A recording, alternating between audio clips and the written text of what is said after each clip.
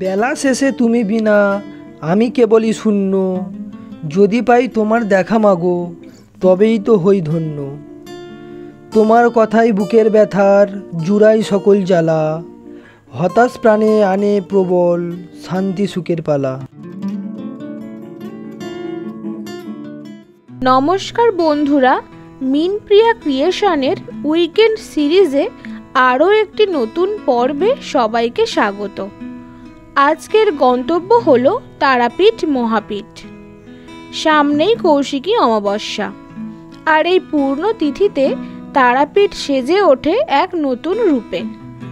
আর আজকের পর্বে আপনাদের সামনে তুলে ধরব কৌশিকী অমাবস্যার শেষ লগ্নের প্রস্তুতি কেমন চলছে, এই অমাবস্যা কখন পড়েছে, এই তিথি কতক্ষণ থাকবে এবং কখন শেষ হচ্ছে সব কিছুই তথ্য।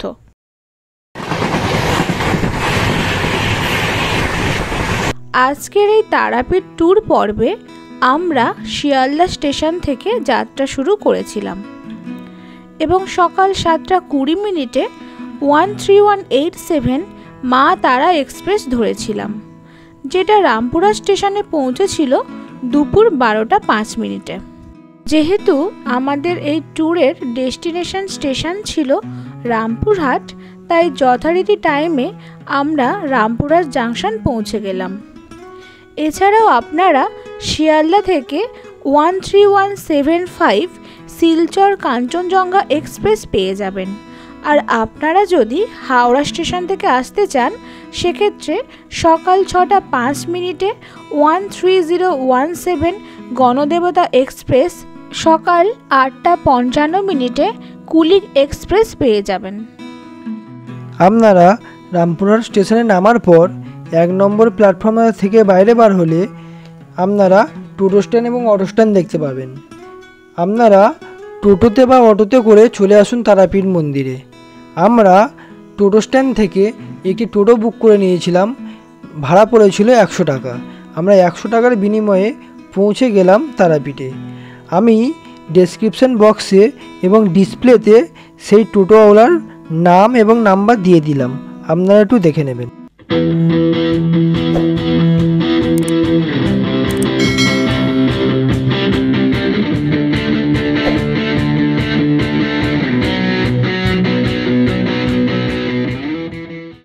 তারাপীঠে নামার পর এই মা তারা সরণি দিয়ে যাব তারাপীঠ মন্দিরের দিকে। আপনারা এই মা তারা সরণি দিয়ে যেতে যেতে রাস্তার দুদিকে প্রচুর দোকান পেয়ে যাবেন। মিষ্টির দোকান থেকে শুরু করে মায়ের ভোগ প্রসাদ নেওয়ার জন্য অনেক দোকান আছে। আপনারা পূজা দিতে চাইলে এইসব দোকান থেকে প্রসাদ সংগ্রহ করুন ভোগ দেওয়ার জন্য। আপনারা চাইলে যে দোকান থেকে আপনারা ভোগ প্রসাদটা কিনবেন, সেই দোকানেই আপনারা আপনাদের জুতো রাখতে পারেন ফ্রিতে। তারপর পূজা দেওয়ার পর সেই দোকানে এসে আপনারা আপনাদের জুতো সংগ্রহ করে বাড়ি ফিরতে পারেন। জয় মা তারা, জয় মা তারা, জয় গুরুবাম, জয় গুরুবাম।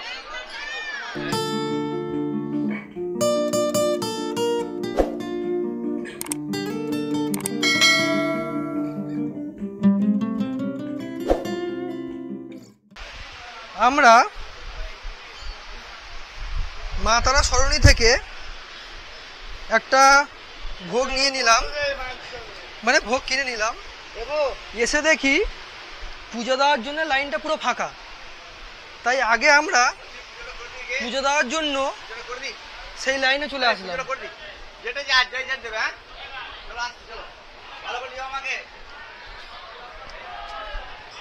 চলুন পুজোটা দিয়ে আসা যাক।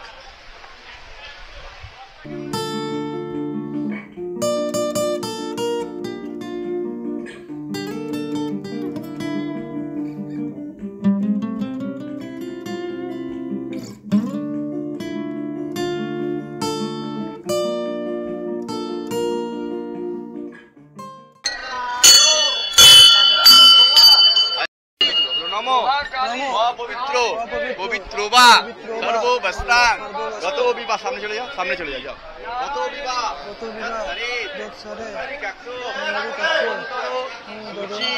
বিষ্ণুরম দশ দোদ্দ ভাদ্র মাসে কৃষ্ণ পক্ষে দ্বাদশাম তিথা মধ্যে নাম গোত্র বলো।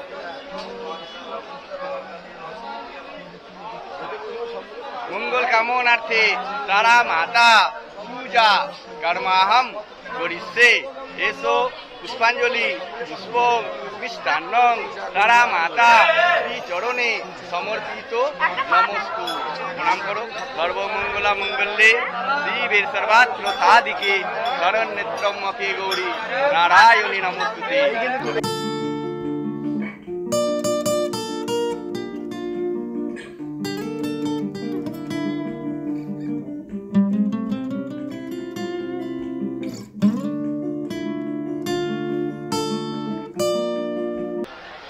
কৌশিকী অমাবস্যা। কৌশিকী অমাবস্যাকে ঘিরে তারাপীঠে পালিত হয় এক বিশেষ পূজাপাঠ এবং তন্ত্র সাধনা। কথিত রয়েছে তন্ত্র সাধনার এই রাতকে তারারাতও বলা হয়। বিশ্বাস করা হয় এই দিনে স্বর্গ এবং নরকের দুয়ার খুলে যায়।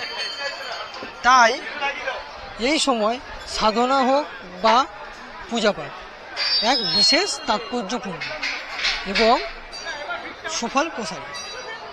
দেখুন, কৌশিকী অমাবস্যার জন্য এগুলো সব পরিষ্কার করা হচ্ছে।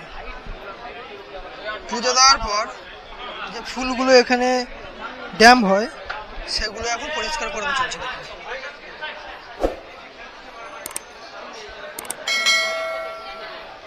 আর সামনেই প্যান্ডেলের কাজ শুরু হয়ে গেছে।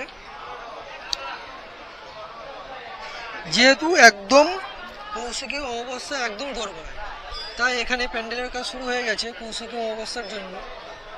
আর এদিকে হচ্ছে সব কিছু পরিষ্কার হচ্ছে, যেখানে পুজো দেওয়ার পর ফুল টুলগুলো ফেলা হয় সেগুলো পরিষ্কার করা হচ্ছে।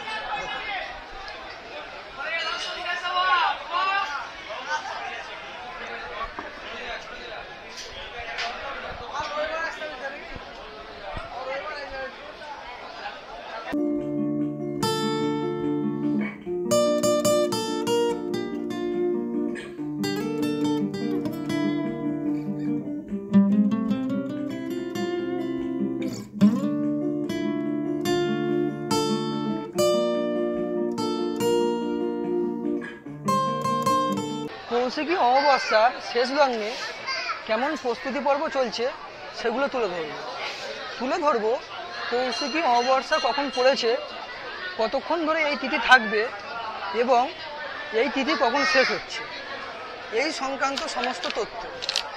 তাই যেসব বন্ধুরা কৌশিকী অমাবস্যাতে তারাপীঠে আসতে চাইছেন, সেই প্ল্যান করছেন, তাদের জন্য এই ভিডিওটি খুবই গুরুত্বপূর্ণ। তাহলে সাথে থাকুন আর দেখতে থাকুন পুরো পর্বটি জুড়ে। দেখুন, কৌশিকী অমাবস্যাতে এত মানুষের ভিড় হয় এবং জিনিসপত্র এত হারায়, তার জন্যে যাতে কোনো প্রবলেম না হয় তাই এদিকে সিসিটিভি লাগানো হচ্ছে। পুরো প্রাঙ্গণটি এদিক ওদিক থেকে চারিদিকে সিসি ক্যামেরা লাগানো হচ্ছে, যাতে পুরো মন্দিরটি সিসি ক্যামেরার আওতায় থাকে। সিসি ক্যামেরার পাশাপাশি এখানে বিভিন্ন রকমের লাইটিংয়েরও কাজ করা হচ্ছে। কৌশিকী অমাবস্যার রাতে তারাপীঠ মন্দিরটি পুরো আলোকসজ্জায় সেজে উঠবে। দেখুন তার চিত্রগুলো দেখুন। এখন জোর কদমে কাজ শুরু হয়ে গেছে চারিদিকে। সিসি ক্যামেরা লাগানো থেকে শুরু করে বিভিন্ন লাইটিং লাগানো থেকে শুরু করে বাসের প্যান্ডেল সব কিছু চলছে। আপনারা সেটা দেখতেই পাচ্ছেন।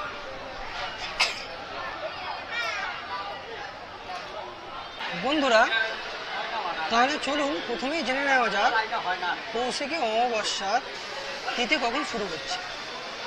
এবছর 2024 সালের 1 সেপ্টেম্বর রবিবার শেষ রাত 5:22 অমাবস্যা শুরু হচ্ছে। আর তার পরের দিন অর্থাৎ 2রা সেপ্টেম্বর সোমবার সারা দিন রাত অমাবস্যা চলছে। এবং এই সময় আপনারা ব্রত, উপবাস এবং নিশি পালন সব কিছু করে নিতে পারবেন। তার পরের দিন অর্থাৎ 3রা সেপ্টেম্বর মঙ্গলবার সকালে 7টা বেজে 26 মিনিট পর্যন্ত এই অমাবস্যা থাকবে। এই অমাবস্যা চলাকালীন আপনারা আপনাদের মনস্কামনা মাকে জানাতে পারেন। দেখুন, এটা হচ্ছে তারাপীঠ মন্দির। আর মা যেখানে যান সাথে একজন ভৈরব যান। আর তারাপীঠেও যে ভৈরবের সাথে মা এসেছিলেন তিনি হলো চন্দ্রচূড় ভৈরব। এটা হলো চন্দ্রচূড় ভৈরবের মন্দির। দেখুন,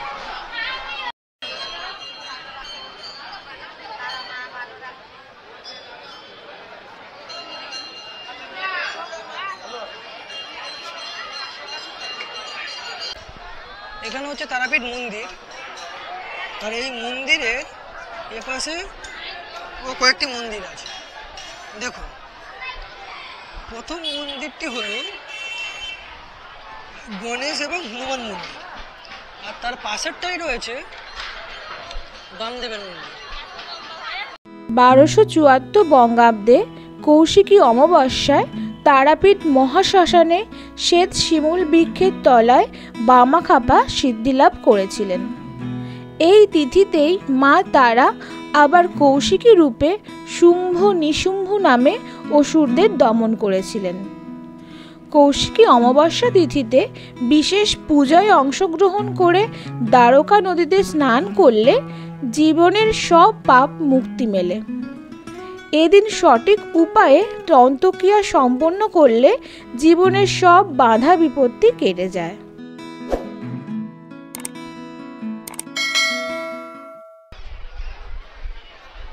দেখুন, এটা হচ্ছে তারাপীঠ আর এটা হচ্ছে জীবিতকুণ্ড।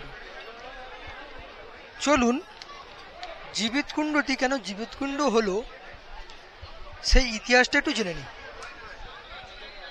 কথিত আছে জয়দত্ত বণিক শিবের পূজারী এবং কালী মাতার ঘোর বিরোধী ছিলেন।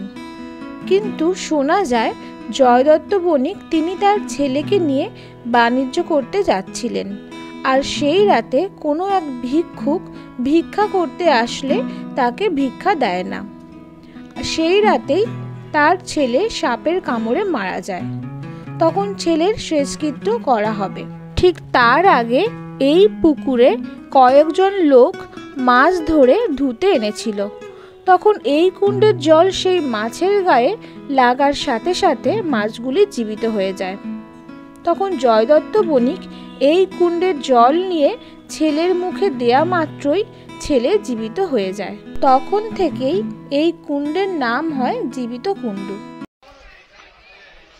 তারাপীঠ থেকে বার হয়ে মা তারা সরণির পাশেই রয়েছে বামাখ্যাপার সমাধিস্থল, যেখানে হয় তন্ত্র সাধনা, যাগযজ্ঞ সবকিছু।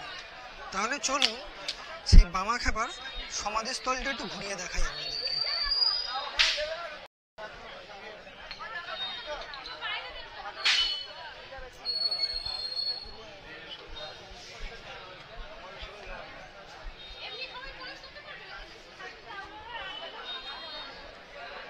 এটা হলো বামাখ্যাপার সমাধি মন্দির। পাশেই রয়েছে একটি স্তম্ভ। এখানে প্রতিদিন সন্ধ্যাবেলায় ভক্তরা এসে নামগান করে। কাম, ক্রোধ, লোভ, বাসনা এই সব কিছুই এই স্থানে মিলিত হয়ে যায়। তারা মা সকলকে শান্তি দিন এবং স্বস্তির জীবন দিন। এখন আমাদের পূজা দেওয়া শেষ হয়ে গেল আর আমরা এখন মন্দির প্রাঙ্গণ থেকে বার হয়ে গেলাম এবং মা তারা সরণি দিয়ে ব্যাক করছি বাড়ির পথে। তাহলে আজকের পর্বটি এই পর্যন্তই। যদি ভিডিওটি ভালো লাগে একটি লাইক করে দেবেন এবং বন্ধুদের সাথে শেয়ার করবেন। আর চ্যানেলে নতুন হলে চ্যানেলটি সাবস্ক্রাইব করতে ভুলবেন না। ফিরে আসছি নতুন একটি পর্ব নিয়ে। ততক্ষণে আপনারা সবাই সুস্থ থাকুন, ভালো থাকুন। ধন্যবাদ।